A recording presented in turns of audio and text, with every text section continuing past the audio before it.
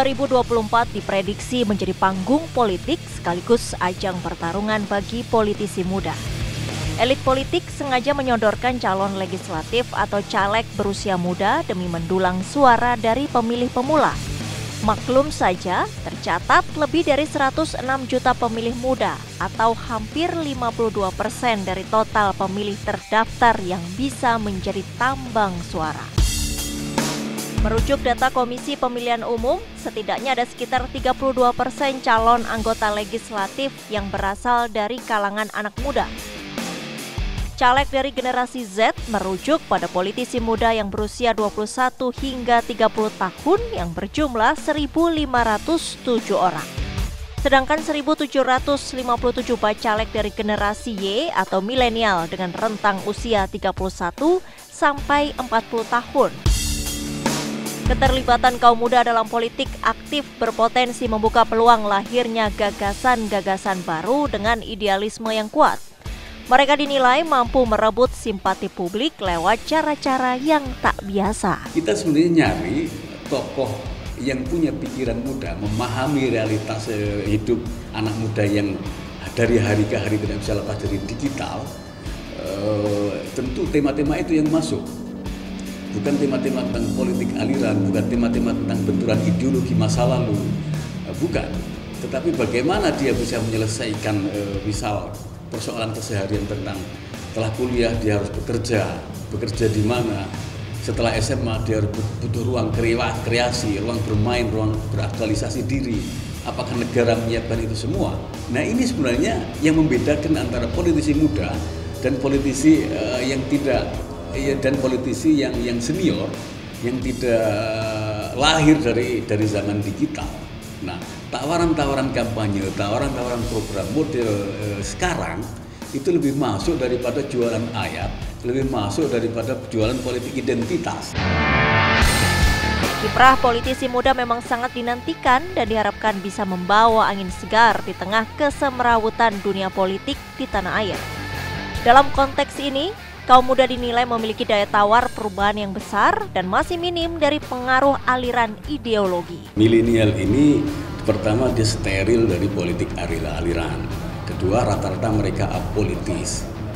Ketiga mereka tidak berideologi dalam tanda kutip. Artinya ini sebagai target audiens, target pasar pemilu, dia belum ada yang mengendalikan. Beda dengan misalnya kekuatan ormas tertentu, pasti dia akan terklaster oleh politik aliran atau pada generasi-generasi sebelumnya, generasi generasi Z, apalagi generasi baby boomer, mereka pasti udah punya patron klien politik tertentu. PSI, Perindo dan PKB menjadi 3 partai yang terbanyak mengusung caleg dari generasi muda. 3 partai ini mengajukan lebih dari 30% caleg untuk generasi Z dan generasi milenial. Sementara Golkar, PDI Perjuangan, dan Gerindra tercatat paling sedikit mengajukan caleg dari generasi belia.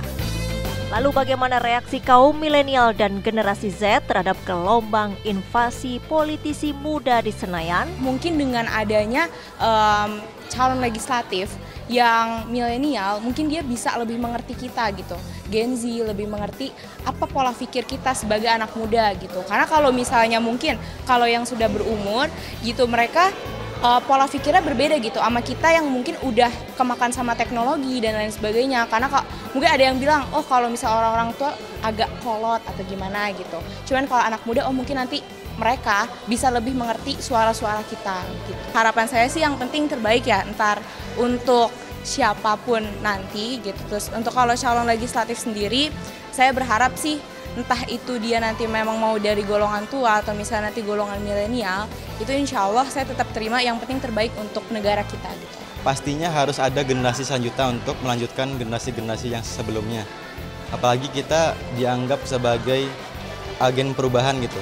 Jadi menurut saya wajar-wajar saja gitu kalau misalnya ada generasi-generasi muda yang maju sebagai caleg, karena mungkin mereka punya yang namanya kayak ya tujuan gitu untuk merubah dan memperbarui namanya apa ya, kayak Indonesia gitu, untuk memperbarui Indonesia gitu. Memanfaatkan keunggulan teknologi menjadi rahasia kesuksesan bagi caleg muda dalam menjalankan kampanye politik mereka.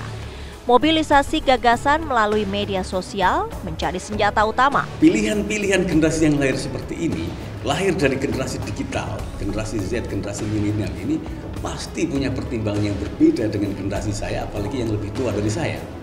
Termasuk persepsi tentang kepemimpinan, persepsi tentang pemilu, persepsi tentang pilpres.